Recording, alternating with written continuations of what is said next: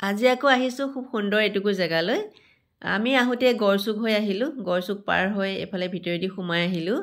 আহি এয়া চাহপাতৰ বাগিচাৰ পালোঁ আৰু কাষতে এখন স্কুল। চাওকচোন স্কুলখন আৰু পিছফালে সেইটো পাহাৰ দেখি এনেকুৱা লাগিছে কোনোবা সৰু ল'ৰা ছোৱালীয়ে যেন ড্ৰয়িং কৰিহে ৰাখিছে। সঁচাকৈ বৰ ভাল লাগিছে। এনেকুৱা প্ৰাকৃতিক মনোৰম সৌন্দৰ্যবোৰ আমাৰ অসমতেই পোৱা যায়।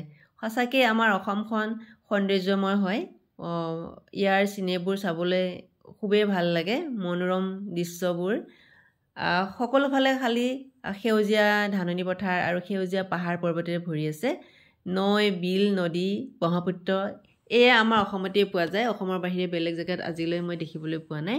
হাৰিয়ানা, ৰাজস্থানত গ'লোঁ, তাত কিন্তু এইবোৰ এনেকৈ গ্ৰীণ সেউজীয়া গছ গছনি একেবাৰে দেখা নাপাব আপোনালোকে। বালি আৰু শুকান কাঁইটীয়া গছবোৰহে দেখিবলৈ পাব। আৰু আমাৰ অসমত ইমান সুন্দৰ সুন্দৰ জেগাবোৰ আছে, ইমান সুন্দৰ সুন্দৰ গছ গছনিৰে ভৰা পাহাৰ পৰ্বত আছে দেখিবলৈ।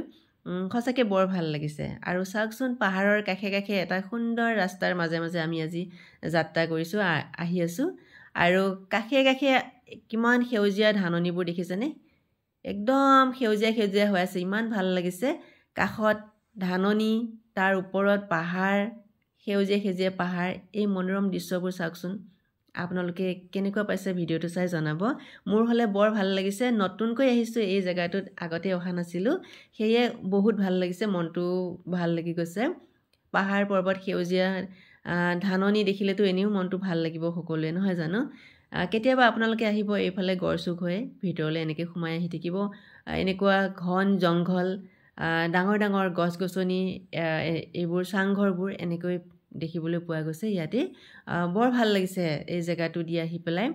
ৰাস্তাটো চাওকচোন, ইমান ভিতৰৰ অঞ্চলৰ ৰাস্তাও ইমান সুন্দৰ। আৰু ইয়াত দেখিছেনে চেগুন গছবোৰ কিমান সুন্দৰ সুন্দৰ, কিমান ডাঙৰ ডাঙৰ হৈ আছে। বহুত ডাঙৰ এই চেগুনৰ গাৰ্ডেনবোৰ। চেগুনৰ গাৰ্ডেনৰ মাজে মাজে এইটো খুব সুন্দৰ ৰাস্তা আহি আছে। এই ৰাস্তাটোদি আমি ধুনীয়াকৈ আহি আছোঁ।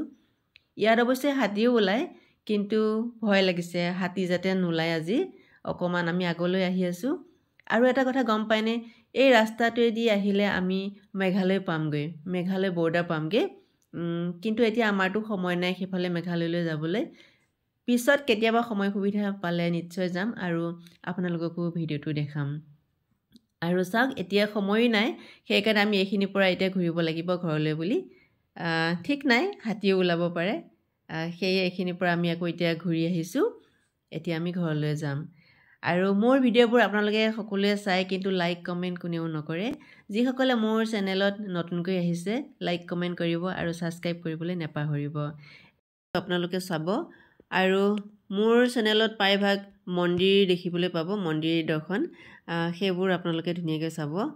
আমাৰ অসমখন বহুত সুন্দৰ হয়, বহুত মঠ মন্দিৰে ভৰি আছে, বৰ ভাল লাগে। আৰু দেখিবলৈ পাইছে চাংঘৰত ইয়াত মানুহ ৰখীয়া হয় হাতীৰ কাৰণে, নহ'লে হাতীয়ে ধান খাই পেলাব। আৰু আজিলৈ আহোঁ, ভিডিঅ'টো বেছি দীঘলীয়া নকৰোঁ। বাই।